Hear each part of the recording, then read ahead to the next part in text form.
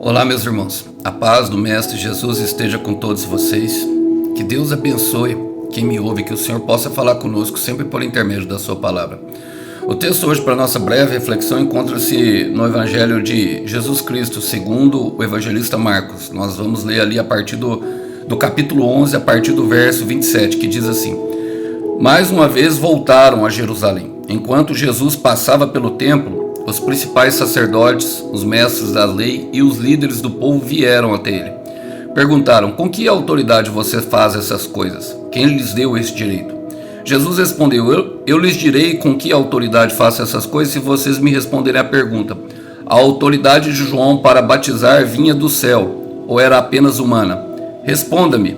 Eles discutiram a questão entre si. Se dissermos que vinha do céu, ele perguntará por que não cremos em João. Mas será que ousamos dizer que era apenas humana?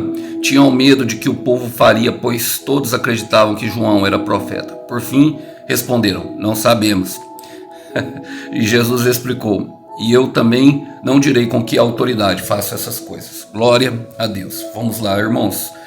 Aqui, o evangelista Marcos, ele traz uma passagem no meio de algumas controvérsias que tiveram em Jerusalém, porque Jesus, ele estavam fazendo os seus sinais, e a verdade é que a quem nós devemos pedir, irmãos, para fazer aquilo que é bom, fazer aquilo que é certo? A quem nós devemos pedir autorização daquilo que o Senhor colocou em nosso coração? Para quem mesmo, sabe? Nós devemos mesmo responder ao nosso pastor, aos nossos líderes, devemos, sabe, pedir, ou simplesmente dobrar o joelho no nosso quarto de oração e falar com Deus? Bom, irmãos, eu quero trazer justamente algumas aplicações que são pertinentes a esse texto para o nosso dia, para nós sabermos disso, porque Jesus, ele estava ali numa missão, curando enfermos, expulsando demônios, dando vista aos cegos, aquilo que ele já fazia, sabe, devolvendo vida às pessoas. E eu quero trazer isso para a nossa vida. Vamos lá, começa assim. Mais uma vez voltaram para Jerusalém. Glória a Deus. Irmãos, muitas vezes nós somos assim. Jerusalém representa o centro da vontade de Deus. Quero ler com vocês um versículo que está em Atos, capítulo 1. E está no versículo 4, que diz assim: certa ocasião, enquanto comia com eles, deu-lhes a seguinte ordem. Está falando do período de 40 dias, a qual Jesus, depois de ressurreto dos mortos, apareceu várias vezes para os discípulos. Olha a ordem que ele fala: não saiam de Jerusalém até o Pai enviar a promessa, conforme eu lhes disse antes. Jerusalém é o centro da vontade de Deus. E muitas vezes nós saímos de Jerusalém, mais uma vez, porque mais uma vez o diabo tentou prendê-lo, mais uma vez tentaram prendê-lo. Muitas vezes tentaram prendê-lo. Só no capítulo 11 de Marcos, Jesus sai 3 vezes de Jerusalém. A primeira vez, no versículo 1, eles chegaram, né, com os discípulos logo depois de curar o cego, e eles pegaram e mandaram os discípulos a pegar um jumentinho. Então o povo começou a gritar: Rosana, filho de Davi. E ali aqueles líderes começaram a olhar. Logo depois ele secou a figueira e depois ele voltou e amaldiçoando. E nisso, num confronto direto com esses que eram os líderes judeus. Nós precisamos entender isso. Então, muitas vezes nós teremos que recuar para serem escondidos em Deus, e muitas vezes nós agiríamos por falta de fé ou incredulidade, porque Satanás conseguiu colocar em nosso coração incredulidade de que a promessa não se cumprir. Mas fique em Jerusalém até o Senhor enviar a promessa. Fique como o Senhor, mantenha a postura. A postura é a mesma e ela deve permanecer. A postura é a mesma e ela permanece. A postura é a mesma e ela permanecerá. Qual que é a postura? Ficar em Jerusalém, no centro da vontade de Deus para a sua vida, meu irmão. Ele já tem falado com você, minha irmã. Eu sei que ele tem falado. Eu sei que seu coração arde, eu sei que os seus pensamentos, eles queimam quando você pensa na promessa. É diferente, gera amor dentro do nosso coração, gera, sabe, uma paz, uma certeza. Quando Deus fala, nós temos certeza, meus irmãos, nós sabemos que vai acontecer, mas muitas vezes, por causa da nossa inconstância, somos levados para fora de Jerusalém. Enquanto Jesus passeava pelo templo, os principais sacerdotes e mestres da lei e líderes do povo vieram até ele e perguntaram: com que autoridade você faz essas coisas? Quem lhes deu esse direito? Quero colocar algo aqui. Esses 3 grupos aqui representavam os 71 líderes, 71 pessoas que compunham justamente a liderança completa do país de Israel. É como se fosse aqui no Brasil o poder judiciário, executivo e legislativo. O Congresso Nacional junto com o presidente. Logicamente, os religiosos faziam parte. Não aqui no Brasil nós não temos isso. Mas lá os religiosos, os fariseus e principalmente os saduceus, que eram mais velhos um pouco, eles faziam parte da composição política que governava Israel. E era eles que estavam perguntando, e muitas vezes vão perguntar para nós, meus irmãos, com que autoridade? Por que você faz isso? Sabe, na nossa igreja nós vemos isso, meus irmãos, nós vemos isso, sabe, principalmente aqui no Brasil, sei que prego para pessoas de fora também, mas nós vivemos isso, sabe, numa escravidão a qual nós somos julgados e subjugados por autoridades que são extremamente abusivas e narcisistas. Eu quero ler com vocês um versículo que está, 2 versículos, está de 1 de Pedro, capítulo 5, versículo 2 e 3. Diz assim: pastoreai o rebanho de Deus que há entre vós, não por constrangimento, mas espontaneamente, como Deus quer, não por sorte da ganância, mas de boa vontade, nem como dominadores, e algumas versões, não se assenhorais dos que foram confiados, ande tornando-os modelo do rebanho.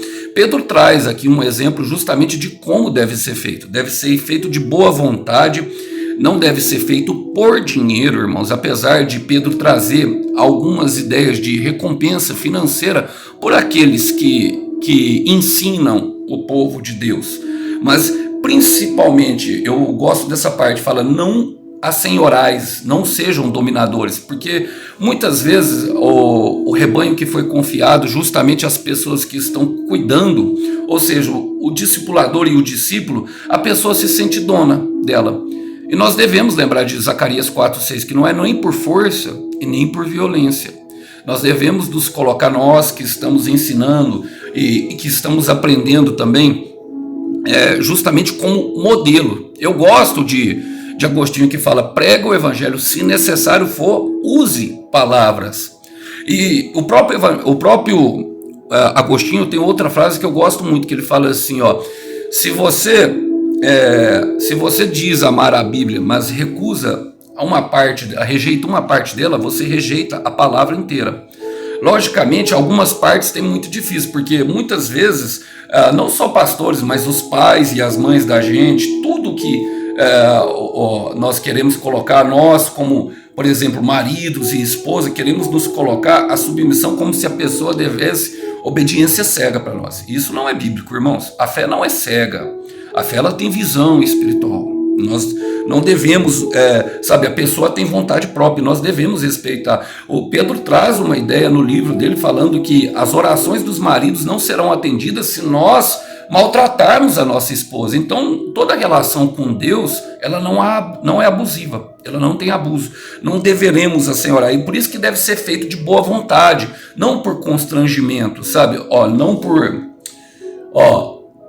Não por constrangimento, mas por espontaneidade, ou seja, a pessoa deve querer cuidar de outra pessoa. E essa é uma verdade bíblica, devemos segui-la a todo custo para que as nossas relações sejam saudáveis, para que as nossas relações cumpram um propósito que elas foram estabelecidas no céu para cumprir, aprender um com os outros e crescer em Cristo. Bom, e ele fala: Jesus respondeu: eu lhes direi essa coisa e faço-se essas coisas se vocês me responderem uma pergunta. A autoridade de João para batizar vinha do céu ou era apenas humana? Respondam-me. Bom, ele cita aqui João e eu vou chegar lá em João logo depois, mas nós queremos nos colocar justamente de João, porque João, ele cumpre exatamente essa questão. Ele estava ali para exortar e falava diferente, confrontava justamente essas autoridades aqui, chamando elas de raças de víboras. Mas João estava no meio do deserto. João cumpria a ordem de Deus e não se apegava a nada. A palavra fala que ele comia gafanhotos e se vestia com pele de camelo. Imagina a cena vendo esse homem no meio do deserto. Mas eu quero chamar a atenção às perguntas de Deus, porque as perguntas de Deus, elas revelam a nossa pequenez. Sempre quando Deus quer perguntar, sempre quando Jesus pergunta alguma coisa, é para nos ensinar algo e revelar algo que tem dentro do nosso coração. Toda pergunta de Deus revela a nossa pequenez, mas revela a grandiosidade de Deus. No livro de Jó queria uma audiência com Deus porque estava sofrendo. Deus, na palavra fala que ele permitiu uma ação de Satanás sobre a vida dele, e talvez até por confiança. E Jó, na sua firmeza de espírito, falou: eu defenderei com tudo os meus caminhos diante do Senhor. Mas ele passou por um sofrimento muito grande. E muitas vezes somos assim em nossa vida, em nosso chamado, naquilo que o Senhor colocou nós para fazer. Mas eu gosto quando o Senhor, no capítulo 8, vem perguntar para Jó. Eu quero ler com vocês. Ele fala assim, Jó, capítulo 38, versículo 2. Então o Senhor respondeu a Jó no meio da tempestade, porque Jó tinha feito muitas perguntas, e ele responde com várias perguntas. Ele fala: quem é esse que obscurece o meu conselho com palavras sem conhecimento? Olha, prepare-se com um simples homem, pois vou lhe fazer perguntas e você me responderá. Ele fala assim, prepare-se com um simples homem. Ele é Deus e nós somos homem. E as perguntas de Deus revelam justamente a grandiosidade dele. Aonde você estava, Jó? Quando eu fundei os alicerces da terra? Aonde você estava quando eu estabeleci os mares e defini para eles os seus limites? Falei para eles: vão somente até aí. Aonde você estava quando soprei sobre as nuvens e quando chamei as estrelas do céu e elas se enfileiraram diante de mim? Vocês percebem? Não tem como responder. Nem a ciência respondeu todas essas perguntas, até respondeu algumas, mas nem a ciência, que é dada por Deus, respondeu todas essas perguntas a qual Deus fez para Jó. Então, toda vez que Deus nos faz uma pergunta, Ele quer revelar algo que tem dentro do nosso coração. Ele perguntou para Adão, logo depois de pecar no Éden: aonde você está, Adão? Ele não sabia. Perguntou para Caim: cadê o seu irmão? Perguntou para Isaías: a quem eu enviarei? Ele vai perguntando ao longo de todo o tempo, de todas as estações. Ele faz várias perguntas para diversas pessoas, justamente para revelar o que há dentro do nosso coração. Ele pergunta para Elias: por que está aí dentro da caverna, mostrando o medo e a depressão, querendo que nós nos levantemos e nos tornemos o melhor. Por quê? Porque nós confiamos na força que nosso Deus. Olha, perceba, aqueles homens não confiavam em Deus. Aqueles homens não criam que Jesus era o Filho de Deus. Eles não confiavam no poder de Deus. Eu quero ler com vocês outro versículo, porque eles discutiam entre si. O texto vai falando: se dissermos que ele vinha do céu, ele perguntará: por que não cremos em João? Mas será que ousamos dizer que era apenas humana? Tinham medo do que o povo acreditavam que João era profeta. Por fim responderam: não sabemos. E a resposta deles, meu irmão, revela justamente o quê? O limite deles.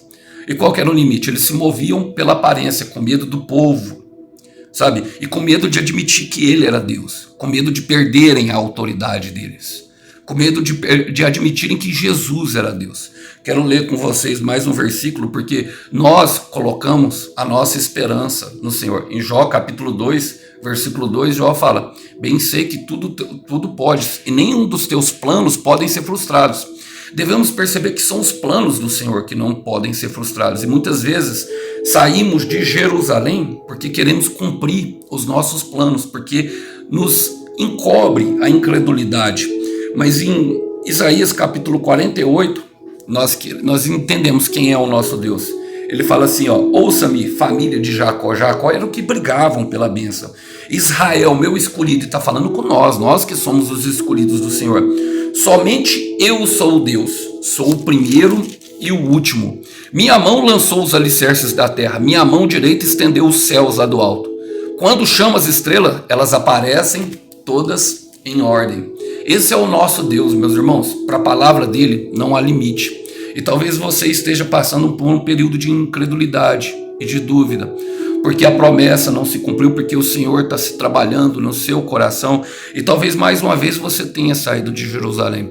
Bom, eu quero te incentivar, meu irmão, não seja como os fariseus, não diga, não sabemos, porque a nossa esperança está no Senhor. Davi fala no Salmo 30, versículo 7, uns confiam em carros, outros confiam em cavalo, nós, porém, faremos menção do nome do Senhor, que criou os céus e a terra. É Ele que peleja a tua batalha. E Ele trabalha no escondido, Ele trabalha no oculto, sem que ninguém perceba. É uma das estratégias a qual Ele trabalha, é como Ele gosta de fazer. E ao som da sua palavra, meus irmãos, todas as estrelas se põem em ordem. Ao som da sua palavra, meu irmão, o vento se acalma. Ao som da sua palavra, meu irmão, o morto sai da tumba. Ao som da sua palavra, meu irmão, ao som da sua voz, tudo se coloca em ordem. Haja luz e houve, sabe, meu irmão, ordem ao caos. E Ele pode colocar ordem ao seu caos apenas com uma palavra. Basta uma palavra para que a cura venha, basta uma palavra para que o emprego, sabe, seja criado, basta uma palavra, meu irmão, para que o morto venha à vida. Então não duvide, não fique assim, pequenino rebanho, sabe? Não sabemos, mas Ele sabe. Faça como Ezequiel diante do vale dos ossos secos, diante a morte, diante a impossibilidade. Tu o sabes, Senhor. Tu o sabes. Ele sabe de todas as coisas e se Ele lhe prometeu, vai acontecer. Aquilo que o céu começa, o céu termina. Não há projeto inacabado no céu, meu irmão. Não há. Ele dá conta. Ele se responsabiliza. Ele não é menino. Se Ele te falar uma coisa, Ele não é menino. Ele não é homem para que minta, nem filho do homem para que se arrependa. Vai acontecer. Acaso Ele fala e deixa de agir? Bom, e Jesus replicou, então eu também não direi com que a autoridade faça essas coisas. Romanos 10, versículo 11. Creia no Senhor Jesus e não ficará desiludido. Algumas versões trazem, creia no Senhor Jesus e não será confundido. Outras versões trazem, creia no Senhor Jesus e jamais será envergonhado. Irmão, envergonhados ficarão os teus inimigos. Envergonhados e confundidos serão os teus inimigos, é o que a palavra fala. Então não se preocupe, deixe o Senhor fazer da maneira como Ele propôs em teu coração. Apenas siga as instruções e saiba que o Senhor é fiel para cumprir. Fique em Jerusalém. Se há uma essência da palavra a qual eu quero falar hoje para você, a postura é a mesma e ela permanecerá. Fique em Jerusalém. Que os irmãos possam ficar com essa breve mensagem, lembrando que o Senhor está cuidando de tudo, inclusive dos inimigos. Que Deus abençoe. Até uma próxima mensagem. Tchau, tchau.